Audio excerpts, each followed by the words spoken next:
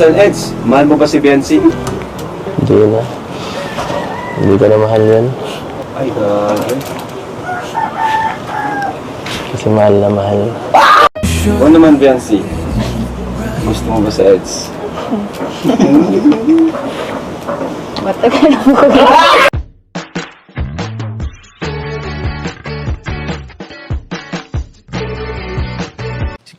Si Kuya Jens, ano yun, reactor natin yan. Official reactor. Hello mga kalingap! Welcome back sa aking YouTube channel, This is Kuya Jens. So kung bago ka lang sa aking YouTube channel, huwag niyo pong kalimutang mag-subscribe at click the bell button para like updated sa bago-upload na video. At huwag po nating kalimutang suportahan ng Butim Kalingap sa pangunguna ni Kuya Val Santos Matubang, Ate Edna Vlog at syempre Kalingap Rob.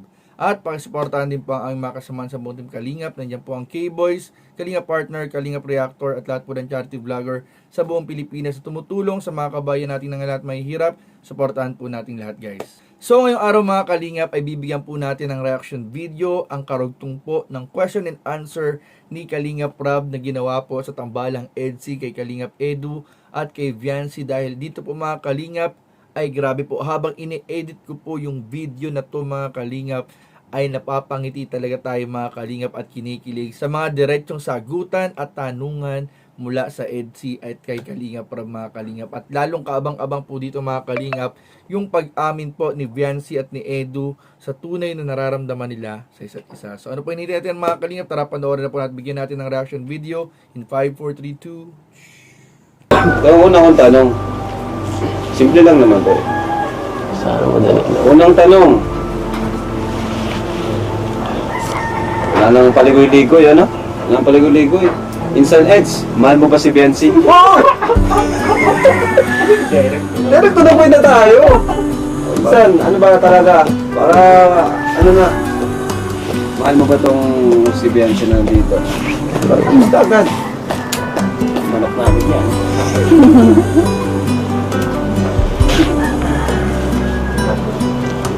Hindi na.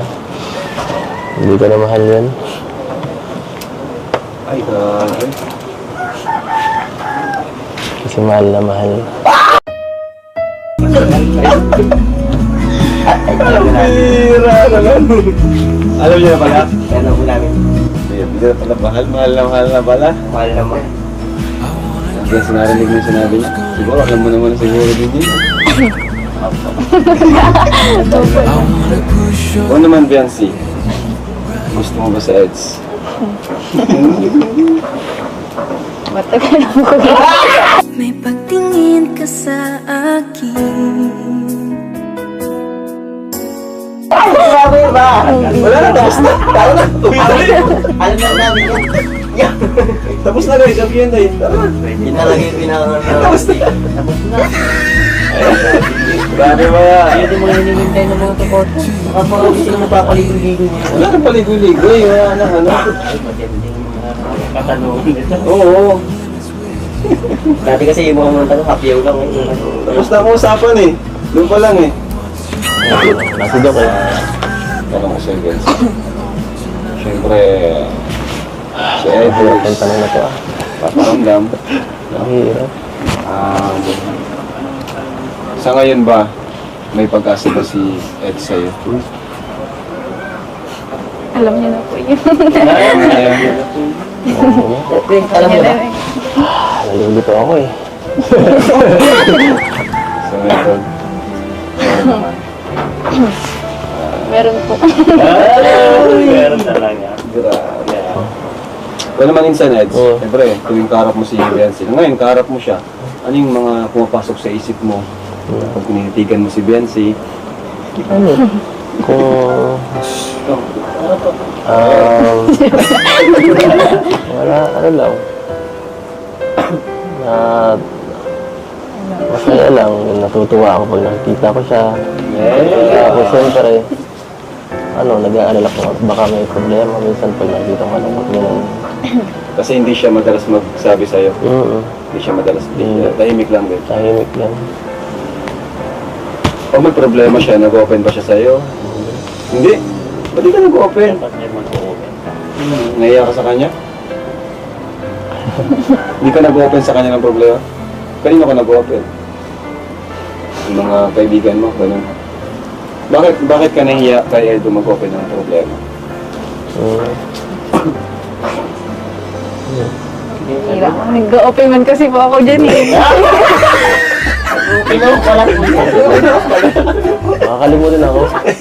Hanggang kahapon lang memorya ko. Nag-open naman pala.